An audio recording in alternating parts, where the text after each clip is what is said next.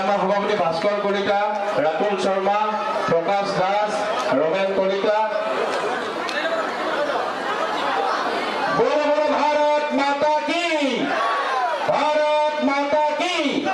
দীপ শইকীয়া জিন্দাবাদ, দীপ শইকীয়া জিন্দাবাদ, ভৱেশ কলিতা জিন্দাবাদ, ভৱেশ কলিতা জিন্দাবাদ। দীপালী ডেকা, এয়া আমাৰ সন্মুখত দীপালী ডেকা, গতিকে চিনি লওক, চবে চিনিয়ে পায়। তাৰপিছত আমাৰ অলপ সেৱা কৰা, হাতচাংগে নালাগে বাৰু, কিন্তু আঁঠুলৈ ৰাইজৰ ওচৰত সেৱা এটা কৰা। এটা ৰাইজে উৰুলিও দিব, হাত চাপৰিও দিব, যোনে যি দিয়ে ভৰিত তুলিও দিব পাৰে।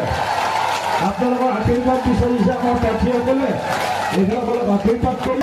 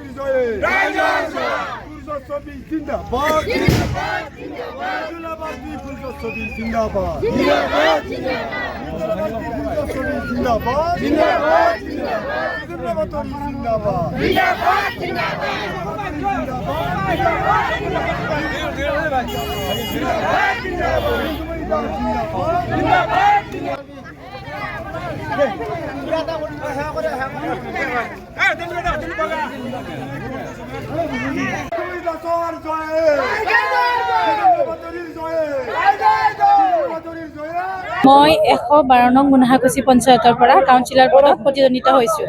মই 2500 হয় হয় বিজেপিৰ পৰা, মানে বিজেপিৰ তেহেতক মই হাৰাইছোঁ আৰু মই নিৰ্দলীয় পাৰ্টিৰ পৰা জয় হৈছোঁ। হয়, মই ৰাইজৰ বহুত সহানুভূতি পাইছোঁ।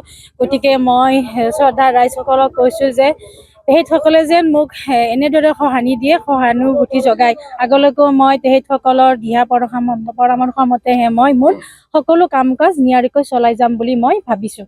আপোনাৰ প্ৰতিদ্বন্দ্বী প্ৰাৰ্থী হয় বিজেপিৰ প্ৰাৰ্থী দীপালী ডেকাৰ হৈ ৰাজ্যিক সভাপতি দিলীপ শইকীয়াই প্ৰচাৰ চলাইছে। চলাইছিলে। কি ক'ব এতিয়াতো মই ক'বলগীয়া কোনো তেহেতক খাই নাই, কিনো ক'ম মই। কিন্তু মই টিকেটটো বিচাৰিছিলোঁ, তেহেতসকলে মোক নিদিলে বাৰু। নাই, নিদিলে কোনো হেৰি নাই, মই আপত্তিও কৰা নাই। গতিকে মোক ৰাইজে সহানুভূতি জনাইছে, গতিকে সেই ৰাইজৰ হৈয়ে মই উঠিছোঁ আৰু ৰাইজে মোক যথেষ্ট সহায় কৰিছে। আৰু আজি মই যিটো মানে হেৰিৰ হৈ মানে মই থিয় হৈছোঁ, সেইজন হয় মোৰ দাদা জিতেন্দ্ৰ পাটোৱাৰী। তেখেতৰ কাৰণে মই আজি এইখিনি পাইছোঁ। আৰু মোৰ জয়ী নহয়, জিতেন্দ্ৰ পাটোৱাৰী মোৰ দাদাৰহে জয়ী হৈছে। মই সেইটো এতিয়ালৈকে ভবা নাই, বিজেপিত জইন বা আন ক'ৰবাত জইন কৰিম। এতিয়া সকলোৱে লগ হৈ মোৰ ভাই ভনীজনীক টিকেটটোৰ কাৰণে ৰিকুৱেষ্ট কৰিছিল। মই ভাই ভনী বুলি কথা নাছিল, মই কৈছিলোঁ যে দুৰ্নীতিপৰণ ভ্ৰষ্টাচাৰ যিসকল লগত জড়িত সেইসকলক প্ৰাৰ্থীত টিকেট দিব নালাগে। আৰু যিজনক টিকেট দিছিলে কিছুমান ষড়যন্ত্ৰ কৰি, সেইজন আছিল একচুৱেলি কংগ্ৰেছৰ পৰা অহা। কংগ্ৰেছ বুলি মই উপলংঘা কৰা নাই, অহা তেখেতসকল ৰাইজৰ পৰা কেতিয়াবাই 2-3বাৰ ৰাইজৰ পৰা আস্থা হেৰুৱাইছে। আমি টিকেটটো দিব হাক দিছিলোঁ, কিন্তু এটা ষড়যন্ত্ৰ কৰি টিকেটটো দিছিলে। আৰু এই বোৱাৰীজনী টিকেটটো নোপোৱাৰ কাৰণে নহয়, ৰাইজে তেখেতৰ এগেইনষ্টত ৰাইজে তেখেতক খেলিছিলে। মই কোনো দল বিৰোধী কাম কৰা নাছিলোঁ, আৰু মই 25 বছৰীয়া এজন ভাল কাৰ্যকৰ্তা বুলি মই নিজকে ভাবোঁ। আৰু মোক যদি একচুৱেলি এক্সপেল কৰিব লাগিছিল, কিবা কৰিব লাগিছিল, মোক কোনো নটিফিকেশ্যন কৰা নাছিল, শ্ব'কজ কৰা নাছিল। মোক তৎক্ষণাতে বলবৎ হোৱাকৈ মোক এক্সপেল কৰিছিল। হয়, তাৎক্ষণিকভাৱে বলবৎ কৰিছিল, কিন্তু মই এনেই ভুলেই কৰা নাছিলোঁ।